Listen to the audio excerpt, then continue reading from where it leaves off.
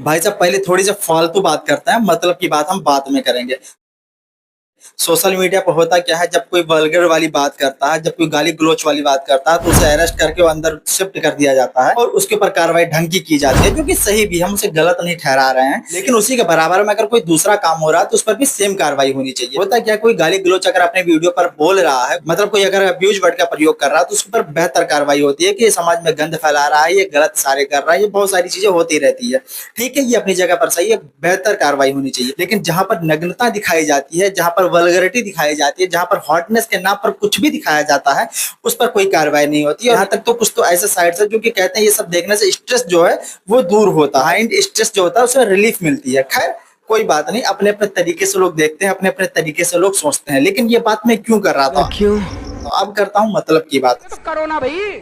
ये तो रहेगी हमारी फालतू बात। मतलब की बात इसलिए है क्योंकि वॉर 2 का एक सॉन्ग आया है, आवन दे जावन दे करके सॉन्ग का नाम है, आवन जावन जो भी रहा होगा, ऋतिक रोशन का सॉन्ग है, जिसे अमिताभ भट्टाचार्य ने लिखा है और उसे अरिजीत सिंह ने गाया और निकिता गांधी ने उसे गाया है। खैर बहुत अच्छा आवाज में इन लोगों ने उसे सजोया है, बहुत अच्छी आवाज में इन लोगों ने उसे सजाया भी है। खैर बात कर लेते हैं भी सॉन्ग में ऐसी क्या चीज है जो कि बहुत अच्छी देखने को मिलेगी, क्योंकि इतने साल बाद आया वॉर 2 का एक फर्स्ट सॉन्ग है ये, और उसमें कुछ तो स्पेशल होना चाहिए क्योंकि बहुत हाई बजट का सॉन्ग है। माना ही जा रहा है कि 2025 का सबसे बिगेस्ट सॉन्ग होने वाला, सबसे बिगेस्ट ओपनिंग लेगी ये फिल्म भी।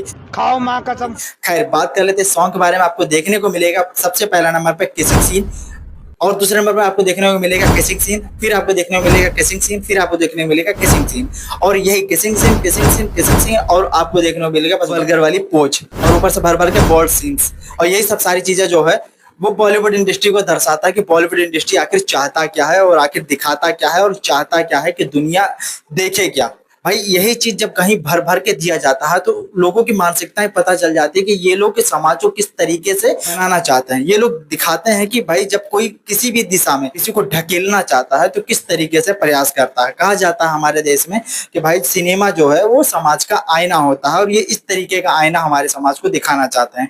इनके गाने जिस तरीके से भी रहे चलो ठीक है, पर कुछ ऐसे सीक्वेंस है, वो ऋतिक रोशन जो एक टॉप डांसर के रूप में जाने जाते थे, बॉलीवुड में अकेला थम थे वो डांसर के तौर पर। लेकिन इधर कुछ सालों से क्या हो गया, ये चीज ऐसा नहीं कि पहली बार वो कर रहे हैं, उनके हर फिल्मों में ये सब चीजें भर भर के रहती थी। चाहे कोई भी हीरोइन हो, किसी भी लेवल की फिल्में हो, चाहे वो एक्शन फिल्म हो, चाहे रोमांटिक फिल्म हो, चाहे कॉमेडियन फिल्म हो, कोई भी फिल्म हो, वो भर भर के ये सारी चीजें रहती थी। लेकिन इस तरीके का उनका डांस स्टेप्स होते थे जहां पर उनकी चर्चाएं होती थी, सारी चीज इसमें नहीं दिखाई गई। इनमें जो चीज नहीं दिखाई जानी चाहिए थी बस वही चीज परोसा गया है, और ये चीज बॉलीवुड को चाहिए कि यही चीज ऊपर ले जाकर देख। साउथ की एक खुली फिल्म आ रही है जो कि 14 अगस्त को रिलीज होने वाली है, और 14 अगस्त को ही वार 2 भी रिलीज होने वाली है। लेकिन आप दोनों फिल्मों का जब जाकर के कॉम्बिनेशन देखेंगे, दोनों फिल्म को जब कंपेयर करेंगे तो आपको पता चल जाएगा कि बनाया किस तरीके से जाता है, किसी फिल्म को बनाने का आखिर मकसद क्या होता है, किसी फिल्म को हम किस तरीके से बनाएंगे कि लोग उसे पसंद करेंगे। ये सिर्फ वही लोग जाएंगे 25 से 18 के बीच वाले, वही लोग इस फिल्म को देख सकते हैं। पारिवारिक फिल्म बिल्कुल नहीं है, और एक्शन फिल्म सिर्फ यही है